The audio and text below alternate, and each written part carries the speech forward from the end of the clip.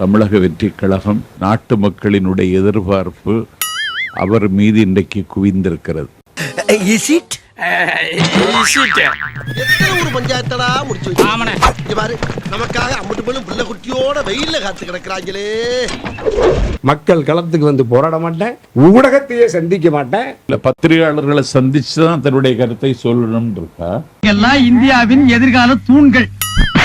வேற எப்படி ஜனநாயகத்தின் அங்கத்துல உங்க கருத்தை சொல்ல முடியும்? நான் இவன் பத்திரிகையாளரை சந்திச்சுதான் பேசிட்டு இருக்கேன். கோவம் வரா மாதிரி காமெடி பண்ணதான் உனக்கு பல தடவை சொல்லியிருக்கிறேன். நீங்க காலங்காலமா சந்திக்கிறீங்க, உங்க தலைவர் ஏன் சந்திக்க மாட்டாரு? எனக்கு நிறைய வேலை இருக்கு, நான் ரொம்ப பிஸி. கட்சி ஆரம்பிச்சு 2 வருஷத்துல பிஜேபி கிட்ட அடகு வச்சுட்டு இதுல நீதி வெல்லும் கூதி வெல்லும்னு டயலாக் வேற. பத்திரிகையாளர் சந்திச்சு சொல்லணும்னு ஏதாவது விதி இருக்கா? இதோ பார், அறிவை மட்டும்தான் பயன்படுத்த வேண்டும், ஆயுதத்தை பயன்படுத்தக்கூடாது. சட்டம் இருக்கான்னு கேக்குறாங்க. மக்களுக்கு ஒண்டி நான் சட்டம் இருக்கா ஓட்டு போடணும்னு?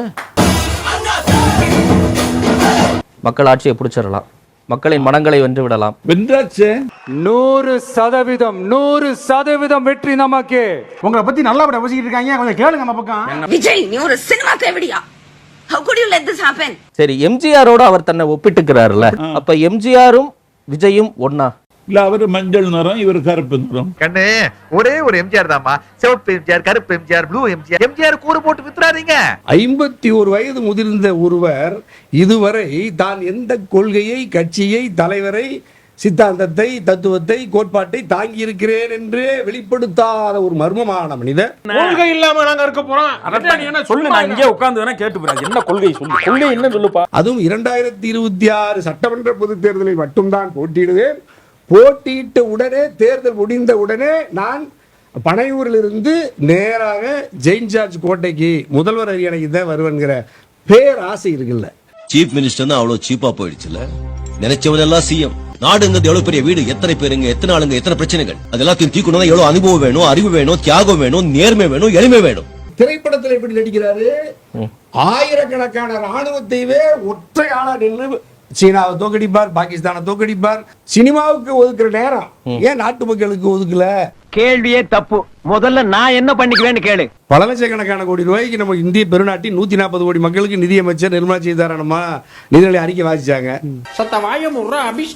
சரி மாமி, ஊர்ல அங்கங்க மெட்ரோலாம் எங்க சொந்த காசை போட்டு பண்ணிட்டு இருக்கோம். நீங்க எதனா பார்த்து எங்களுக்கு எதனா ஒரு வடை கொடுக்கறது, கையில சூடு வச்சிருவோம்.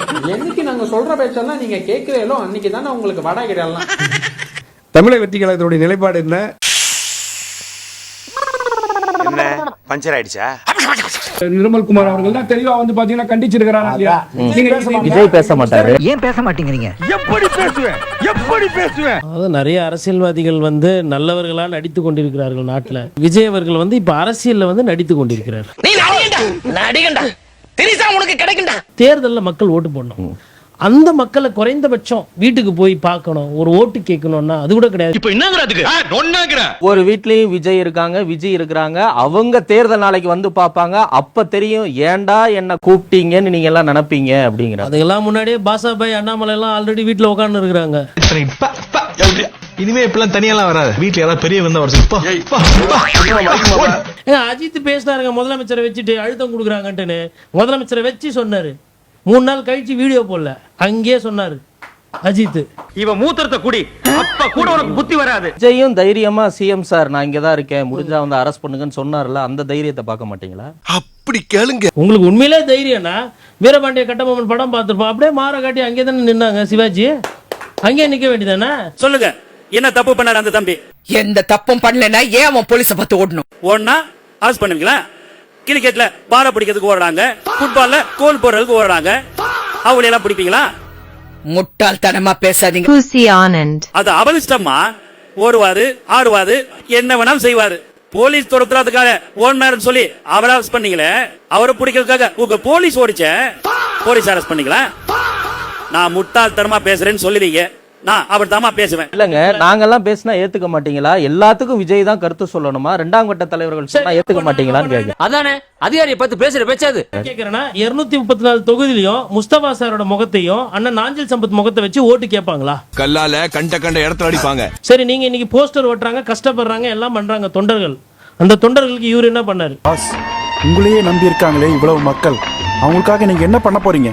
இதுவரைக்கும் உங்க 2 பேருக்கு நான் என்ன பண்ணிருக்கேன்? ஒன்னும் பண்ணல.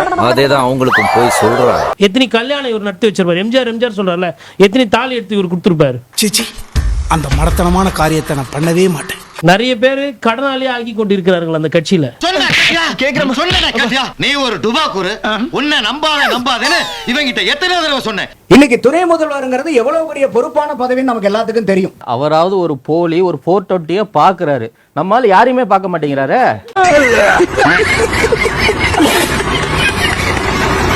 விஜய் அவர்கள் சமீபத்துல NDTVக்கு ஒரு பேட்டி கொடுத்திருந்தாரு. அதுல NDTV ஒரு கேள்வி கேட்கறாங்க, நீங்க இடதுசாரி கட்சியா வலதுசாரி கட்சியா அப்படின்னு.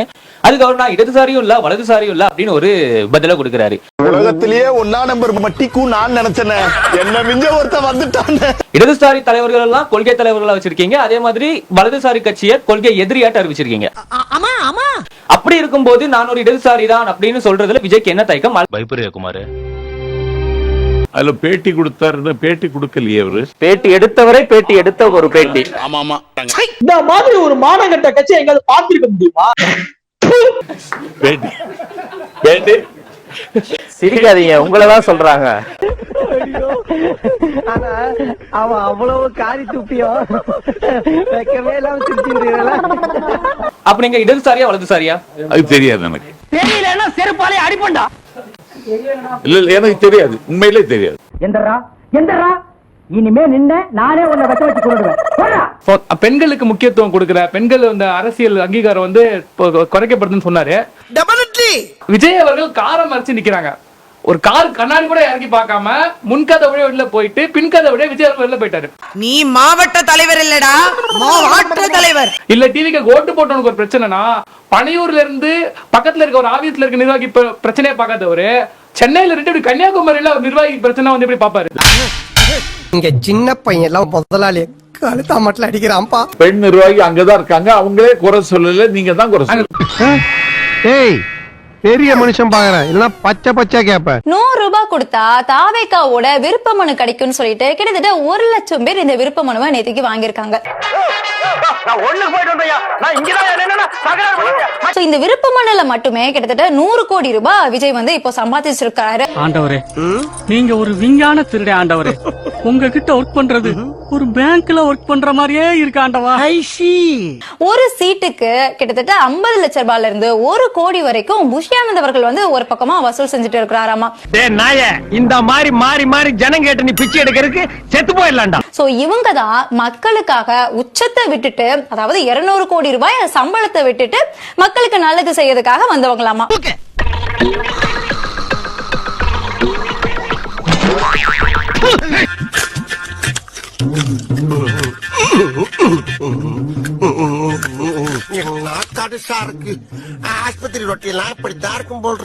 நம்ம கூட மடக்கு ஊதிக்கிட்டு சில கட்சிக்காரங்க இருக்காங்க, அவங்க கிட்ட நம்ம சில கேள்விகளை கேட்போம். உங்க நோக்கம் என்ன சொல்லுங்க?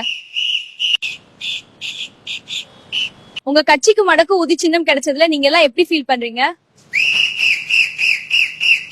இந்த தேர்தல்ல உங்க கட்சியோட முக்கிய கொள்கையா நீங்க எதை சொல்லி ஓட்டு கேட்க போறீங்க? மக்களுக்கு தேர்தல் வாக்குறுதியா என்ன சொல்ல போறீங்க? உங்க தலைவரால தமிழ்நாட்டை திறமையா ஆட்சி செய்ய முடியும்னு நினைக்கிறீங்களா? இந்த தேர்தல்ல நீங்க கண்டிப்பா தமிழ்நாட்டுல ஆட்சிக்கு வந்துருவீங்க நம்புறீங்களா? கரூர்ல உங்களால 40 பேர் அநியாயமா உயிர் விட்டாங்களே, அதை பத்தி என்ன நினைக்கிறீங்க? சரி, இப்படி எந்த கேள்வி கேட்டாலும் விசில் மட்டும் அடிக்கிறீங்களே, இதுக்கு மேல கேக்குறது வேஸ்ட். முடிச்சுக்கலாம்.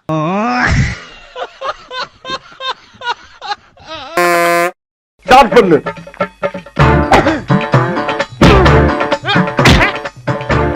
இங்கிட்டு வா.